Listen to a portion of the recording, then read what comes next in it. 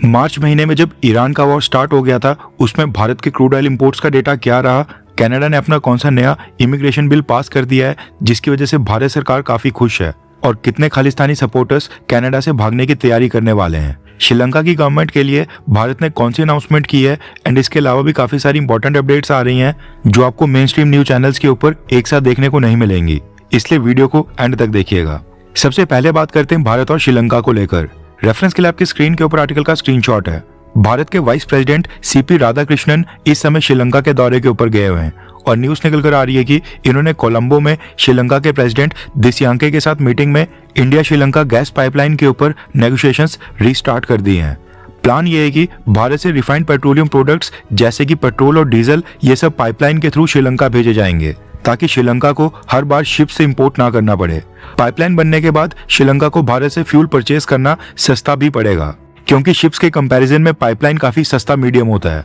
उम्मीद है कि ये नेगोशिएशंस कंप्लीट हो जाएंगी और पाइपलाइन का काम जल्दी से स्टार्ट होगा, क्योंकि पिछले 20 साल पहले ये प्रपोजल आया था, लेकिन श्रीलंकन गवर्नमेंट्स इसको लेकर सीरियसनेस कभी शो नहीं करती हैं। 2003 में पहली बार ये प्रपोजल आया था, लेकिन श्रीलंका की पॉलिटिकल इंस्टेबिलिटी की वजह से ये लगातार लटकते गया था। भारत ने तो इससे पहले नेपाल और बांग्लादेश के साथ भी डायरेक्ट गैस पाइपलाइन बनाई थी, और आज भी जब इंटरनेशनल मार्केट के अंदर फ्यूल की कमी हो रही है, इसके बावजूद हम इस पाइपलाइन की मदद से नेपाल और बांग्लादेश दोनों देशों को फ्यूल सप्लाई कर रहे हैं। श्रीलंका के साथ अगर इस गैस पाइपलाइन की बात पक्की हो जाती है तो ये पाइपलाइन तमिलनाडु के रामेश्वरम से श्रीलंका के त्रिनकोमाली तक बनेगी, जिसमें लगभग 45 से 50 किलोमीटर पाइपलाइन समुद्र के अंदर बिछानी पड़ेगी। इसकी एस्टिमेटेड कॉस्ट अराउंड 900 से 1100 मिलियन डॉलर्स बताई जा रही है, जो कि भारतीय करेंसी में करीब 10,000 करोड़ रुपए के आसपास बनते हैं। अब इसका फायदा ये होगा कि श्रीलंका को मिडिल ईस्ट से ऑयल इंपोर्ट करने में जो 8 दिन का वेट करना पड़ता था वो नहीं करना पड़ेगा, और भारत से 24 घंटे में ही फ्यूल की सप्लाई श्रीलंका के पास पहुंच जाएगी। और भारत के लिए बेनिफिट ये होगा कि भारत को अपने फ्यूल के लिए एक और परमानेंट कस्टमर मिल जाएगा। इसके साथ ही इस डील से भारत को एक और बेनिफिट ये भी होगा कि श्रीलंका चाइना के जाल से बाहर आ जाएगा और भारत श्रीलंका की कॉर्पोरेशन और मजबूत होगी। नेक्स्ट अपडेट आ रही है भारत और रशिया के बारे में। रेफरेंस के लिए आपकी स्क्रीन के ऊपर आर्टिकल का स्क्रीनशॉट है। मार्च महीने में भारत ने कितना क्रूड ऑयल इंपोर्ट किया है उसका डेटा सामने आ गया है। रिपोर्ट के अकॉर्डिंग भारत ने मार्च महीने में फरवरी महीने की तुलना में 13% कम क्रूड ऑयल इंपोर्ट किया है, यानी हमारे क्रूड ऑयल इंपोर्ट्स के अंदर 13% की गिरावट आई है। फरवरी महीने में जब ईरान वॉर नहीं चल रहा था और स्ट्रेट ऑफ हॉर्मुज ओपन था, उस महीने में भारत ने 53 lakh barrels per day import किया था, जबकि मार्च महीने में भारत ने 45 lakh barrels per day import किया है। और ये 13% की गिरावट का कारण है स्ट्रेट ऑफ हॉर्मुज का बंद होना, क्योंकि इराक, यूएई, सऊदी अरेबिया और भी गल्फ देश हैं जो इसी रास्ते से क्रूड ऑयल भारत को बेचा करते थे। अब जो भारत ने मार्च महीने में 4.5 million barrels per day import किया है, इसमें से 2.25 मिलियन बैरल्स पर डे हमें अकेले रशिया ने सप्लाई किया है। यानी मार्च महीने में भारत ने टोटल जितना भी क्रूड ऑयल इंपोर्ट किया है उसमें 50% अकेले रशिया से आया है। रशिया ने भारत को तेल की सप्लाई बढ़ा दी है, लेकिन अभी भी मिडिल ईस्ट के गल्फ देशों की भरपाई पूरी तरह से नहीं हो पाई है। मार्च महीने में हमारा दूसरा सबसे बड़ा सप्लायर था सऊदी अरेबिया। सऊदी अरेबिया के पास रेड सी का भी एक ऑप्शन है और वो वहां से ऑयल एक्सपोर्ट कर रहा है।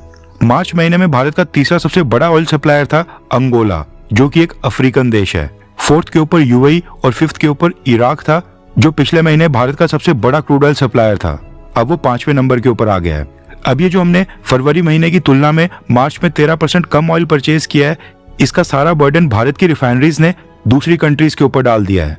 होता क्या था कि भारत की रिफाइनरीज क्रूड ऑयल को भारत में रिफाइन करके पेट्रोल, डीजल और एविएशन फ्यूल बनाकर दूसरी कंट्रीज को भी बेचा करती थी, लेकिन क्योंकि मार्केट में ऑलरेडी ऑयल की शॉर्टेज है, कमी चल रही है, इसलिए भारत की रिफाइनरीज ने दूसरी कंट्रीज को फ्यूल के एक्सपोर्ट कट कर दिए हैं, और जो भारत के कंज्यूमर्स और कस्टमर्स हैं उनके ऊपर प्रेशर आने नहीं दिया है।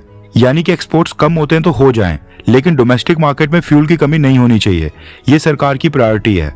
इसीलिए 13% कम ऑयल इंपोर्ट करने के बाद भी भारत के पेट्रोल पंप्स के ऊपर पेट्रोल और डीजल की शॉर्टेज अभी तक नहीं हुई है। वैसे इतने बड़े क्राइसिस को मोदी सरकार जिस तरीके से हैंडल कर रही है, क्या आप उससे संतुष्ट हैं? हाँ या फिर ना, नीचे कमेंट करके अपनी राय जरूर बताएं, क्योंकि कई लोग कह रहे हैं कि भारत सरकार डिप्लोमेसी में वीक नजर आ रही है, जबकि हमारा दुश्मन पाकिस्तान इस समय प्रोएक्टिव होकर काम कर रहा है। आपकी इस पर क्या राय है, नीचे कमेंट करके बताएं। नेक्स्ट अपडेट आ रही है कनाडा के नए इमिग्रेशन लॉ C-12 के बारे में, जिसके कारण भारत की इंटेलिजेंस एजेंसीज राहत की सांस ले रही हैं और खालिस्तानी काफी घबराए हुए हैं। रेफरेंस के लिए आपकी स्क्रीन के ऊपर आर्टिकल का स्क्रीनशॉट है। न्यूज आ रही है कि कनाडा की पार्लियामेंट ने एक नया इमिग्रेशन लॉ को पास कर दिया है जिसका नाम है C-12 बिल।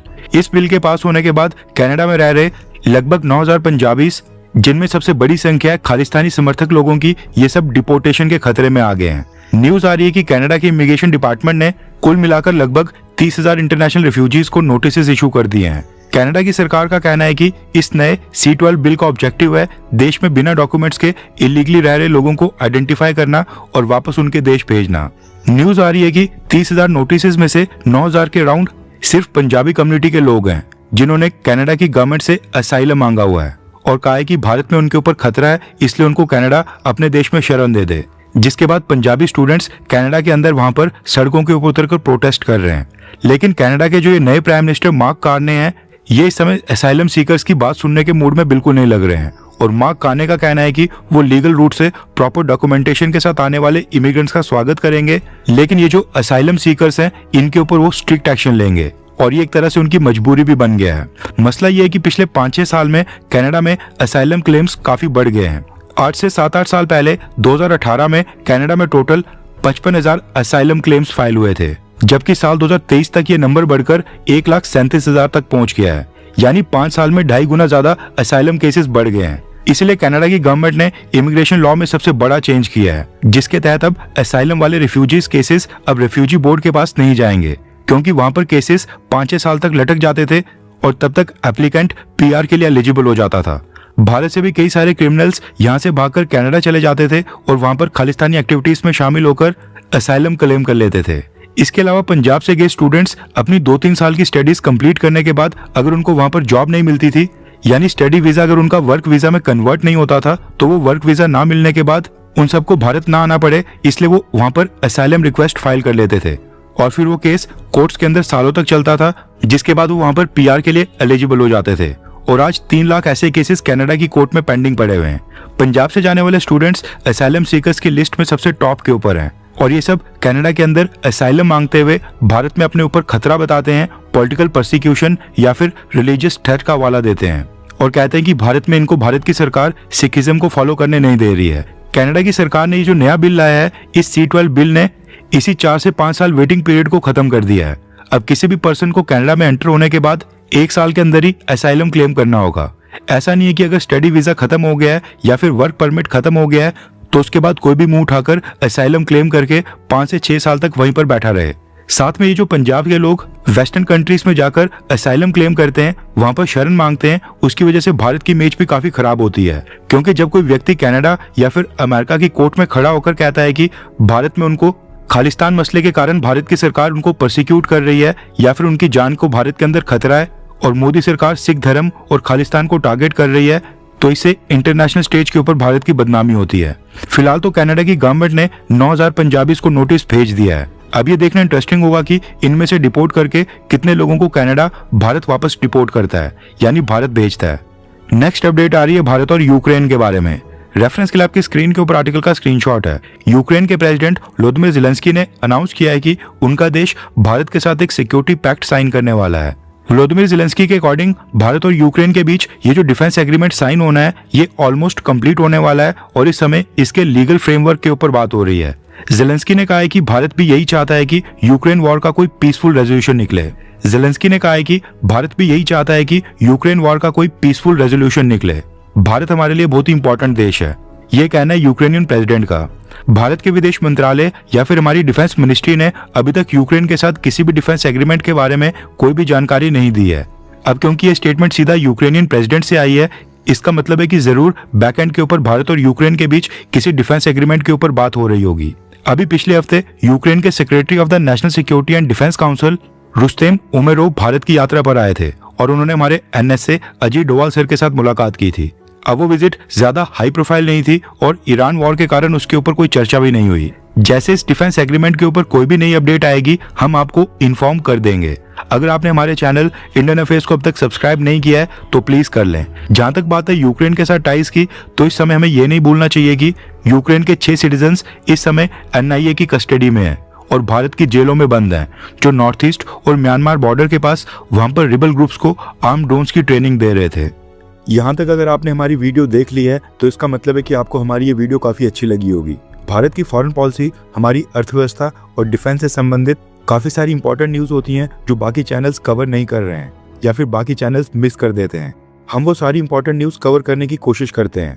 प्रॉब्लम ये है कि अब हम चीज़ों को थोड़ा और प्रोफेशनल लेवल के ऊपर लेना चाहते हैं, टीम को बड़ा करके चैनल के ऊपर अपग्रेड्स करना चाहते हैं ताकि और भी बेटर और प्रोफेशनल वीडियोस आपके लिए हम लाते रहें। हम चाहते हैं कि बेटर रिसर्च करके ग्लोबल थिंक टैंक्स की रिपोर्ट्स, इंटरनेशनल पॉलिसी पेपर्स और ग्लोबल लेवल के ऊपर भारत के लिए कौन सी चुनौतियां आ रही हैं उसको डिटेल में स्टडी करके आप तक और बेटर तरीके से पहुंचाया जाए। इसके लिए हमें रिसर्च, एडिटिंग और कंटेंट क्वालिटी को इम्प्रूव करना होगा और उसके लिए टीम भी एक्सपैंड करनी होगी। ऑनेस्टी के साथ मैं आपको बताना चाहता हूं कि हमारे पास इस चैनल को नेक्स्ट लेवल के ऊपर लेने के लिए जुनून और जज्बा ये दोनों ही हैं। एक दिशा भी है जिसकी तरफ हम आगे बढ़ना चाहते हैं, लेकिन फंड्स की कमी आ रही है। हमें बस आपके सपोर्ट की जरूरत है जो आप हमारे चैनल का मेंबर बनकर हमें दिखा सकते हैं।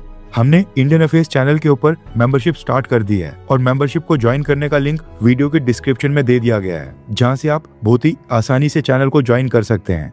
एंड ऐसा नहीं है कि आपको चैनल मेंबर बनने का कोई भी बेनिफिट नहीं होगा। चैनल मेंबर्स के लिए, यानी कि जो भी लोग ज्वाइन करते हैं, हम उनके लिए हर हफ्ते 3 से 4 स्पेशल मेंबर्स ओनली वीडियोस लाते रहेंगे, जिसमें हम global think tanks, international experts और डिटेल जियोपॉलिटिकल एनालिसिस को शेयर करेंगे, जो अक्सर इंटरनेशनल रिपोर्ट्स, रिसर्च पेपर्स और एक्सपर्ट डिस्कशंस पे मिलते हैं। लेकिन जो हमारी नॉर्मल वीडियोस होती है उनमें उसको डिटेल में कवर करना काफी मुश्किल हो जाता है। बाकी जो नॉर्मल वीडियोस हमारे चैनल के ऊपर अभी आ रही हैं वो सब व्यूअर्स के लिए आती रहेंगी, लेकिन जो लोग चैनल को ज्वाइन करते हैं उनके लिए स्पेशल कंटेंट आएगा। आई होप आप लोग मेंबरशिप को ज्वाइन करके हमें सपोर्ट करेंगे ताकि हम आपस में एक साथ मिलकर इस चैनल को नेक्स्ट लेवल के ऊपर ले जाएं। ज्वाइन करने का लिंक डिस्क्रिप्शन में है। जय हिंद, वंदे मातरम।